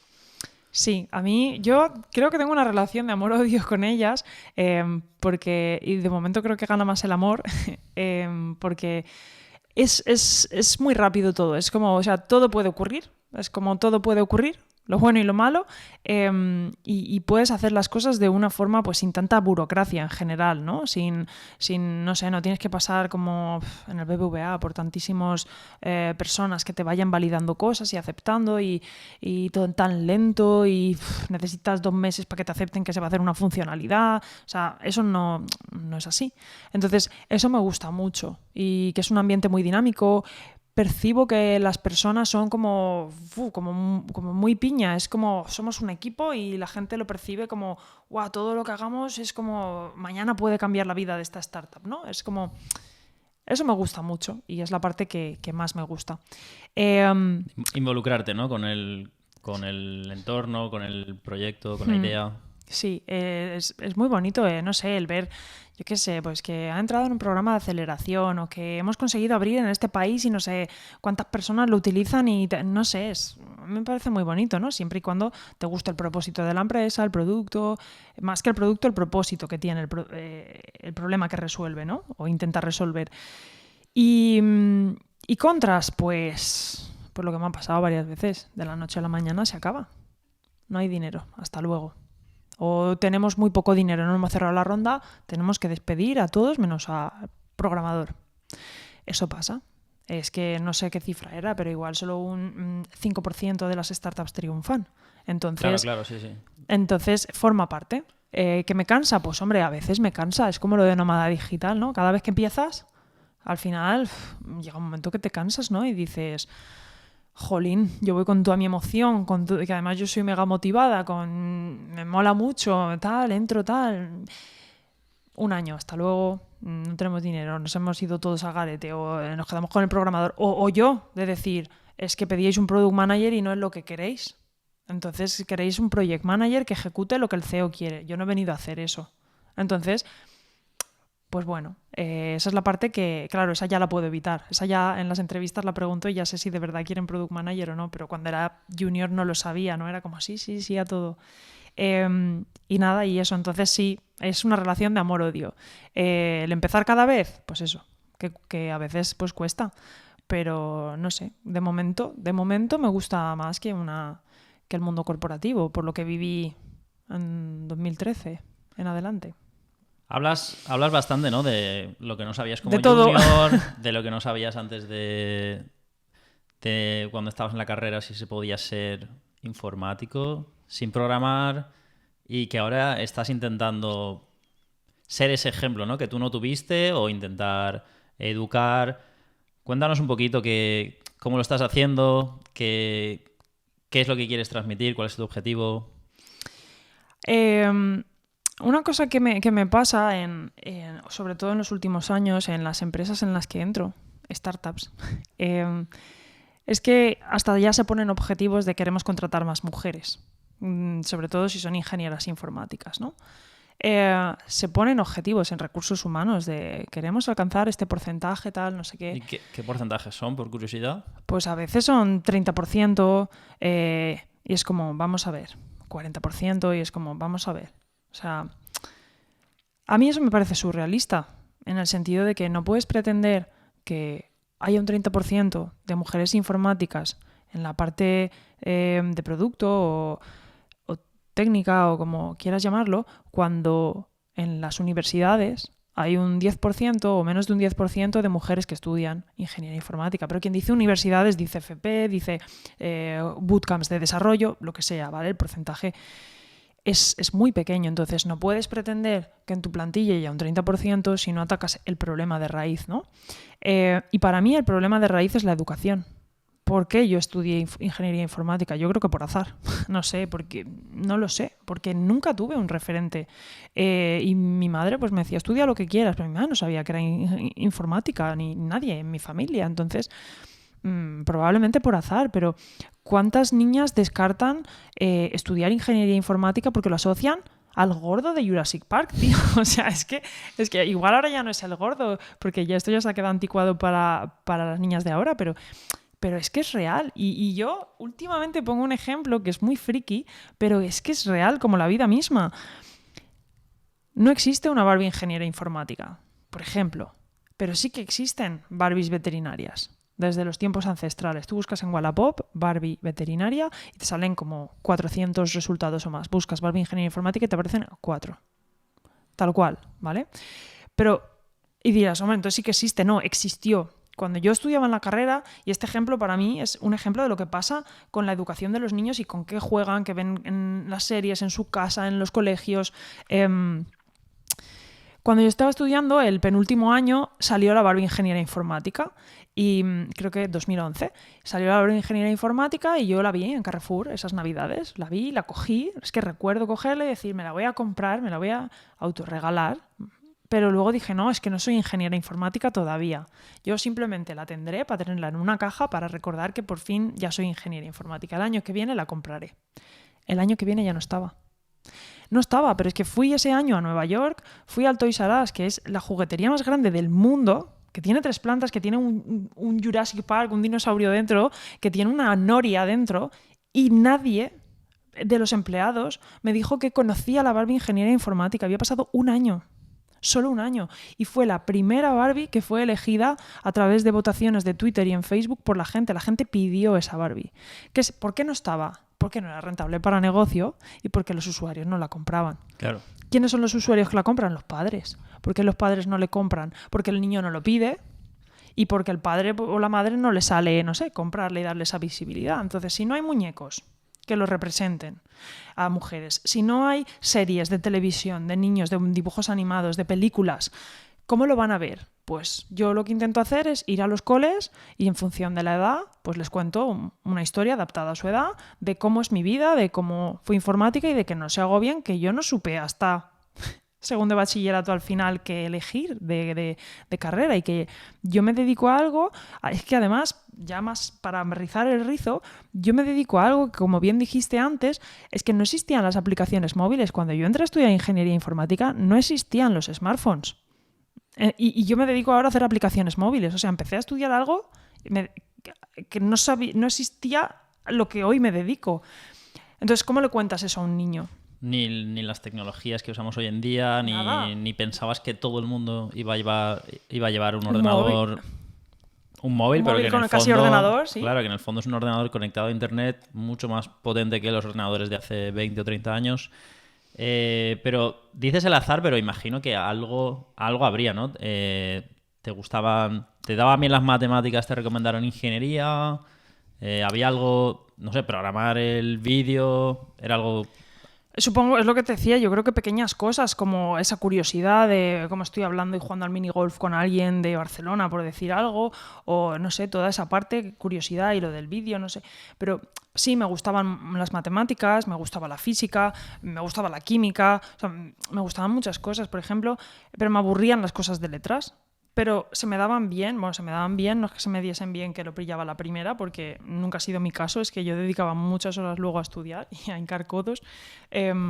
Pero cuando nos hicieron un test en el instituto de tienes que elegir el bachillerato, tipo de bachillerato, que yo elegí el científico-tecnológico, era como, vale, vamos a ver si te ayudamos. Te hacían un test, te miraban tus notas, tus cosas y tal, y a mí me dijeron, tienes suerte, puedes elegir lo que quieras. Y yo pensé, qué suerte, tío, no me estás ayudando en nada. Luego entendí que, bueno, que realmente es una suerte poder elegir, pero en ese momento a mí no me solucionó mi problema. Claro, era como, elige lo que quieras. Claro. A mí me pasó un poco parecido también. Me hicieron el test y me dijeron, se te dan bien las mates, se te da bien, tienes visión espacial y no sé qué, tienes que hacer una ingeniería. Y yo decir, pues no, era lo único que sabía, gracias. Pues a mí no me dijeron eso, a mí fue como, puedes dedicarte a, no sé, periodismo, era como, no sé, a lo que tú quieras. Y era como... Para mí no fue una buena noticia. Yo en ese momento fue como, es que estoy muy perdida, no me estás ayudando en nada. Luego, bueno, entendí que realmente era una buena noticia con los años, pero... Entonces, ¿cómo acabé? Pues es que no lo sé. Yo creo que a mí me ayudó mucho y me cambió el que aquel año de segundo de bachillerato mi profesor me enseñó programación y dije, pues yo creo que sí que es esto, no sé, me gustaban los ordenadores, era pero un poco... Pero se lo comentaste a él ya, o sea, ya era una de las Yo le dije, las opciones. yo le dije, yo no sé si quiero estudiar informática, creo que sí, pero es que no sé qué se hace, yo solo sé que a mí me intriga mucho lo que hay en el ordenador, me gustaba también abrir el ordenador, ver lo que había, probar cosas nuevas, no sé, muchas cosas. Entonces, parece que fue... Al menos eso fue uno de los factores decisivos, ¿no? Yo creo que me ayudó. Un profesor que creo te que me ayudó y que tenías sí, curiosidad de antes, ¿no? Y que tenía curiosidad, pero si hubiese venido alguien de fuera a contarme cosas como las que yo cuento, pues quizá me hubiera ayudado, pero ya no solo de informática, ahora porque nosotros estamos hablando aquí de esto, pero de cualquier carrera. Claro, claro. De cualquiera. Claro, pero déjame que haga un poquito de abogado del diablo. Te dejo. Que haga un poquito de abogado del diablo porque...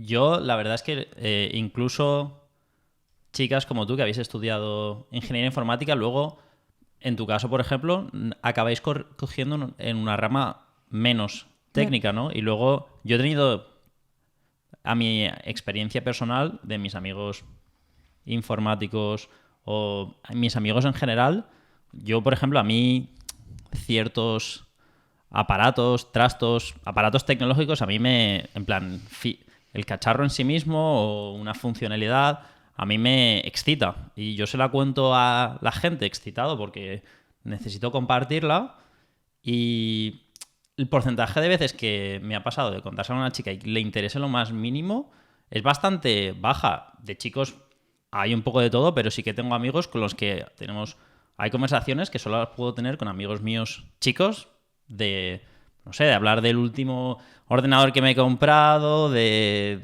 cosas de este estilo. Encontrar una chica que realmente, honestamente, le interese Menos. en el mundo y no sé si es social, la educación, pero me da la sensación de que realmente a nivel curiosidad las chicas suelen tener menos curiosidad por las cosas en sí mismas, ¿no? Por lo técnico, ¿no? Por el aparato, por el dispositivo, por... Sí, que en tu caso, por ejemplo, habiendo hecho informática, te preocupas más de lo que le da valor al cliente, ¿no? Al final, has cogido esa rama, ¿no? Sí, y me gusta y cada vez me gusta más. Yo creo, y no lo sé porque no lo he buscado, que si no existen ya estudios sobre esto, yo creo que de aquí unos años quizá existan, que igual las mujeres tenemos, no sé, en nuestro cerebro quizá algo que nos lleva a estar o a relacionar nuestro trabajo a cosas de más impacto social, tanto en sí que lo que es la tecnología, no sé, ¿no? Como en buscar la solución para cambiarlo, sino en consigamos este impacto, en mi caso, a través de la tecnología, con aplicaciones móviles, ¿no? Pero lo que tú cuentas de a mí me encanta hablar de estas cosas y no lo encuentres, ¿verdad? Tú a veces me has contado cosas que para mí era como, vale, ok, Borja. Pasemos al siguiente tema. Y efectivamente eran cosas técnicas. Y en mi caso es más como, buah, es que BlaBlaCar ha cambiado el mundo de no sé cuántos y fíjate, la aplicación antes tenía... Más y la es así. revolución social La revolución, de la gente, sí, ¿no? el impacto más social, Claro. pero de la app. Y mira, es que cambiando esto en la app, pero no tanto el... Claro, sí, es así. Yo creo que esa diferencia explica, ¿no? Yo creo que es del cerebro o algo. Claro. No sé. A ver, diferencias hay, ¿no? Y sí que se ha estudiado, yo no me he leído la literatura, sí que parece, ¿no? Que las mujeres suelen preocuparse más por las personas es un espectro, evidentemente, habrán hombres, habrán mujeres, pero de media, ¿no? Si cambia un poquito, pues los resultados cambian bastante. Pero sí que es verdad que a lo mejor, porque a mí sí que me ha pasado, yo he trabajado mayoritariamente con chicos, sobre todo en puestos técnicos de desarrollo y tal. Ahora, últimamente, es la primera vez que he trabajado mano a mano con una chica desarrolladora que es increíblemente brillante, que es de las chicas... tiene un perfil junior, pero vamos, de los mejores juniors con los que yo he trabajado nunca, con lo cual no creo que no tenga la capacidad ni nada de eso, simplemente es una falta de interés, pero a lo mejor creo que sí que sería bueno para el mundo, ¿no? De informática, sobre todo si sigue yendo la tecnología, si inteligencia artificial sigue creciendo y tiene impactos inimaginables en la sociedad, si queramos entidades más inteligentes que nosotros, sí que sería importante la participación de las mujeres tuviesen algo que ver, a lo mejor no tanto en la parte técnica necesariamente, si no quieren, evidentemente nadie les va a obligar, pero sí que sí que es importante, creo que gente como tú que enseñen que se puede hacer algo no tan técnico y que sí que creo que puedan haber chicas que puedan tener interés más. Creo que es más realista, ¿no? Que hayan muchas chicas. Obviamente sería genial que hubiesen chicas desarrolladoras o muy técnicas, pero creo que no es realista. Creo que igual es más realista venderles un perfil similar al tuyo, ¿no? Que se pueda acercar la tecnología a la gente, que la tecnología pueda hacer la vida de la gente mejor, cómo se les puede acercar valor. Creo que igual ese es un camino, ¿no? Para acercar la tecnología a las mujeres. Yo creo que eso está pasando, por ejemplo, en los cursos que doy de Product Management, hay muchas chicas, a veces 50% son mujeres y 50% son hombres. Aquí ya no hablamos de ingenieras informáticas o no, es gente que algunos vienen de una educación técnica, otras no, y que quieren ser Product Managers, ¿no? Y sí que es verdad que hay bastante igualdad en cuanto al género en este punto. Pero claro, el punto previo, ¿no? De tener esa parte técnica, pues no tanto. Pero bueno, en ello estamos trabajando. Yo, por ejemplo, yo no voy a cambiar el mundo, eso me costó aceptarlo, pero ya lo he aceptado. Yo no voy a cambiar el mundo, pero si cada año cambio 50 mentes, oye, ya he hecho algo, ¿no? Y hablando con la directora de la escuela, de la ETSIM, de la Escuela Técnica Superior de Informática en la Politécnica de Valencia, Silvia, que hablo con ella de vez en cuando, este año hay una buena noticia y es que ha aumentado el porcentaje de chicas, creo que era un 12%, que sigue siendo muy poco. Nos estamos alegrando por un 12%, pero es que antes era un 9%, creo. Entonces, oye, pues poquito a poquito. Ahora, por ejemplo, pues para intentar, porque es lo que decía, yo no voy a cambiar el mundo, pero si cada año cambio 50 mentes, pues ahora de repente pues vi que había un concurso por ahí el otro día así random que igual me permite cambiar 3.000 mentes, que era escribir una novela infantil para niños de 8 a 10 años, pues eso, con el objetivo de visibilizar a la mujer en el mundo STEM, de ciencia, tecnología, etcétera. Y bueno, pues me he presentado, a ver, en septiembre dirán qué pasa, pero bueno, me he presentado y si no es el mío, da igual, es otro, quiero decir, pero poco a poco ya están haciendo iniciativas que, oye, aunque sea a través de un libro, que son 3.000 ejemplares, pues ya habrán 3.000 mentes que leerán un libro y igual les incita a estudiar esto, o al menos a no descartarlo. Claro, poco a claro. poco, hay que hacer, pero tampoco puede ser, y es que esto lo tengo que decir, porque si no, no me quedo tranquila, no puede ser que en una empresa tengan bonus, o sea, que den bonus a los empleados para referenciar y traer gente y ponerse objetivos de que quieren más mujeres en la parte técnica, que paguen un bonus superior porque vengan mujeres frente a hombres, que en mi opinión eso no es igualdad, pero bueno, no vamos a entrar en ese tema ahora. Y que además, cuando hay alguien como yo que quiere ir 1 o 2 días al año en días muy concretos, como el 11 de febrero, que es el Día de la Mujer y la Niña en la Ciencia y la Tecnología, o el 8 de marzo, que es el Día de la Mujer, a un centro educativo, a dar una charla, a dar un taller, que les digas, oye, estas 4 horas que voy a estar por la mañana fuera, hace falta que no las recupere, y te miren mal. O te digan, bueno, si consigues sacar tu trabajo igual, vamos a ver. O sea, eso no es querer más mujeres de verdad. Entonces eso no puede ser, tenemos que estar todos alineados. Entonces tenemos que estar otra vez todos alineados. No puedes poner un impedimento o hacerle a alguien que se pida su día libre para intentar conseguir algo que la empresa luego es lo que quiere, ¿no? Claro, pero esto no te va a dar resultados mañana.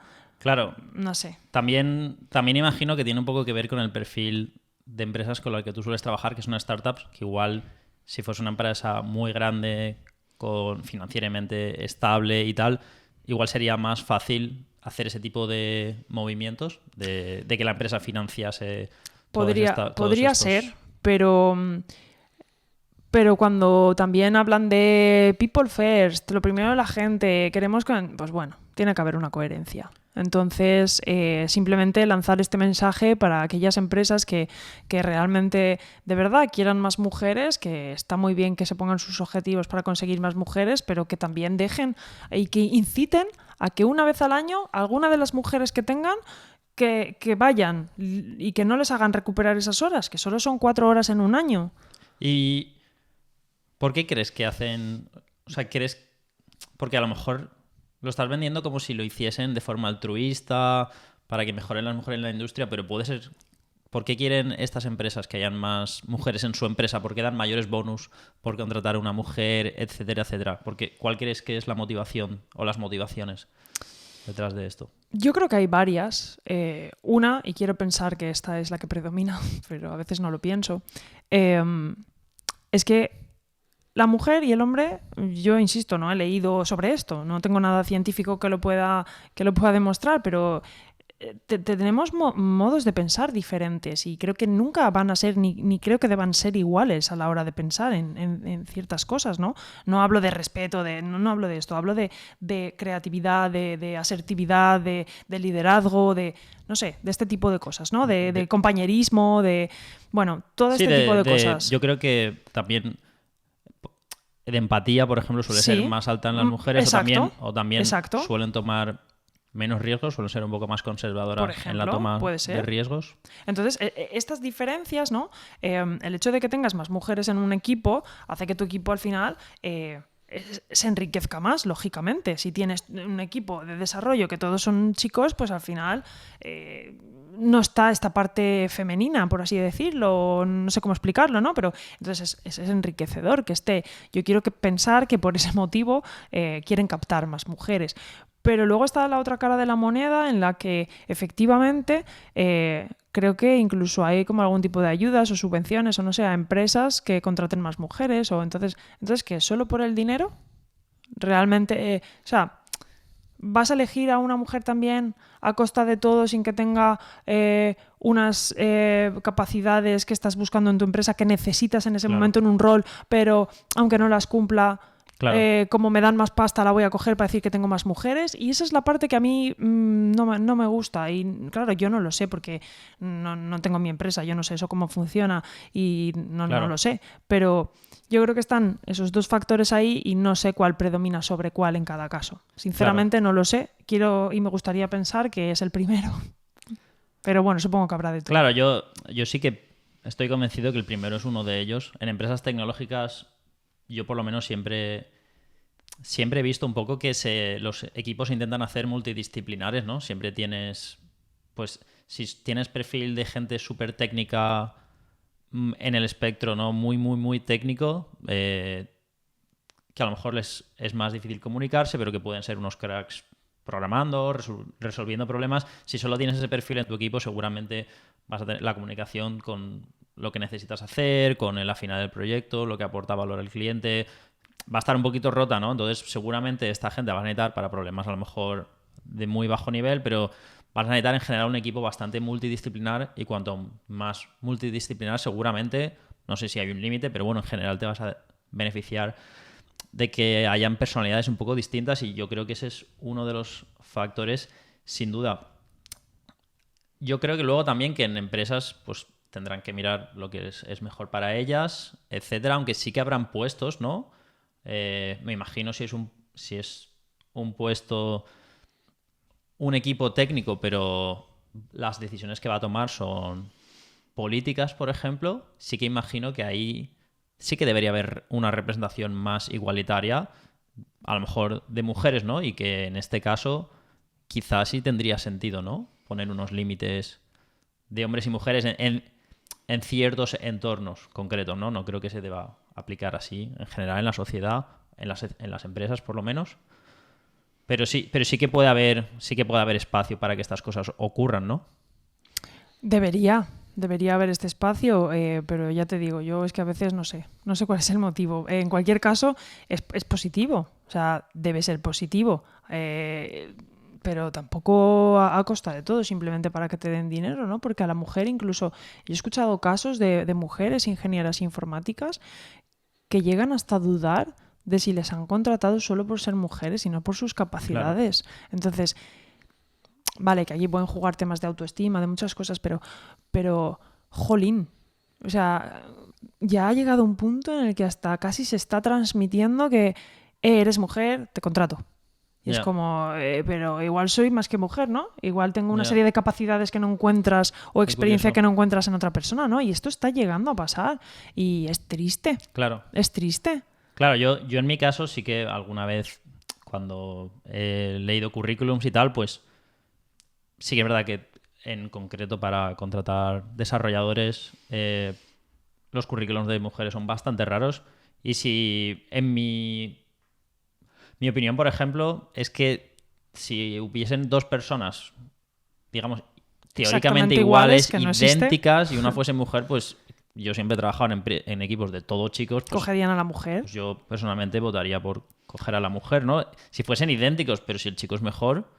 Pues siempre tiene que ser el chico. Siempre cogeré al chico. Yo pienso así. Entonces, desde mi punto de vista, a mí me parece bien que hagan iniciativas para que se intente contratar a más mujeres, pero con cabeza, no a costa de todo, transmitiendo a la mujer que entra e incluso, mostrándole métricas del proceso, como ha sido para que ella ya entre sin pensar que solamente la han contratado por ser mujer, sino que la han contratado porque has superado el proceso y tienes esas capacidades, o sea, y que todo siga pues esa línea de coherencia de, oye, y ahora como tengo pocas, pues venga, una vez al año, cada una, id, que os dejamos, incluso que os ayudamos a montar vuestra charla para que vayáis y no lo sé, pero bueno. Claro, yo qué sé. claro, pero bueno, eso es invertir Eso ya es muy otra... a largo plazo Exacto, para empresas es pequeñas, otro ¿no? tema. Pero bueno, ¿de qué más hablamos? Bueno, que es curioso también, ¿no? Que muchas veces, ¿no? En todo este tema de chicas de que las chicas lleguen a puestos más técnicos, ingenierías, etcétera, se habla mucho de la educación, de los juguetes, has hablado de las Barbies. ¿Crees? Porque tú, en tu caso, has vivido siempre con tu madre y no has tenido una figura de padre y, sin embargo, has elegido una ingeniería que es bastante curioso, ¿no? Sí, sí. Parece que contradiga todas las bases. Sí, yo lo he pensado muchas veces. A ver, yo me crié con mi madre y con mis abuelos y entonces, bueno, tuve una figura paterna, podría decirse que era mi abuelo, sí, pero no, porque era mi abuelo, no era mi padre y no tenía nada que ver, o sea, no ejercía ninguna función de padre. Entonces, yo lo he pensado muchas veces porque a veces he llegado a pensar, quizá en mi subconsciente escogí una carrera de hombres porque no tuve esa figura y mi subconsciente, yo qué sé, he llegado a pensar cosas de esas, pero no sé si será por eso, ¿no? Yo creo que me guié por mi curiosidad y tal. Pero no, nunca he tenido eso, un referente de nadie. Y lo único que veía yo en mi madre era mucho esfuerzo. Era como una cultura de esfuerzo muy grande, de trabajar mucho, de que las cosas no te las regalaba nadie, de que había que esforzarse mucho, de que si no conseguía sacar buenas notas, pues entonces igual no podía apuntarme a otra actividad extraescolar que me gustase. No sé, siempre he recibido eso. Y luego, pues los juguetes con los que yo jugaba, que también lo he pensado mucho y busqué el otro día en Wallapop y lo encontré, pero lo habían vendido, tengo que encontrarlo. Tengo que encontrar 2 juguetes que no tengo, que eran como 2 ordenadores. Porque yo tuve ordenador tarde para la época en la que viví. Tuve ordenador tarde porque teníamos poco dinero, entonces era como siempre yo tenía las cosas tarde, igual que la Game Boy la tuve tarde, ese tipo de cosas. Bueno, el caso es que desde pequeña yo recuerdo un juguete que me daba mi madre, aparte de muñecas, porque tengo Barbies, ninguna tenía una profesión. ¿Tienes? Tengo, bueno, no las he tirado todas. Algunas se las di a mis primas y tal, y las que son así más emocionales las tengo guardadas en una caja. Bueno, son 4, no hay más, no hay mucha colección. Pero ninguna es de una profesión. O sea, es cierto, mira, y esto acabo de caer ahora, que ninguna es de una profesión. No tenía una Barbie veterinaria ni médica, era una Barbie de, no sé, de lo que fuese, ¿no? Bueno, pues aparte de muñecas y juegos de mesa y todo esto, mi madre me compró un ordenador, que era un ordenador que era como de un papagayo, es que lo tengo que encontrar, que se llevaba así y yo creo que era bastante pequeña y simplemente era un ordenador, una pantallita así, que tenía como solo para poner unas letras, como si fuesen los móviles de antes, pues de ese estilo, ¿no? Como un busca de antes. Y entonces tenías un pedazo de teclado que era para escribir cosas y cambiar en el menú. Y era un juego. Realmente eran juegos de juega al ahorcado, juega, no sé. Y entonces, pero la sensación era como que era algo digital. Después de eso, pasaron los años y entonces sí que me compró como un ordenador de juguete. Bueno, y ese ordenador era... A mí me flipaba. Era un ordenador que además se abría, era como un portátil y tenía un ratón dentro que iba con su cable y ese, bueno, tenía de todo. Tenía juegos de aprendizaje, de sumas, de tal, porque me acuerdo que los hacía, pero tenía juegos de tipo de... el de los barcos, ¿cómo se llama? El de hundir la flota. El de hundir la flota, el de tal. Entonces era como, ostras, estoy jugando en un ordenador, pero no es un ordenador, es de juguete. Entonces yo he pensado que eso seguro que influenció en algo. Segurísimo. Pero segurísimo. Pero algo tiene que haber ahí. Entonces yo jugué con juegos muy diversos. De Barbies, de puzzles, de juegos de mesa, de ordenador. Pero a ti te despertó curiosidad. Hoy yo veo casi cualquier niño está con el móvil de sus padres o con la tablet cuando sus padres quieren descansar de él y si no les despierta curiosidad, No parece que estén todos estudiando ingeniería informática. Pero por eso yo lo que decía antes es, yo tenía la hipótesis de que si yo hubiese nacido directamente ya con una tablet, con un mundo tan grande detrás, yo creo que a mí me hubiese flipado de pequeña querer saber más, ¿no? Más curiosidad. Y por eso yo pensaba, bueno, las generaciones de ahora les interesará más la tecnología. Pero es lo que digo, yo cuando voy a los centros educativos descubro que no.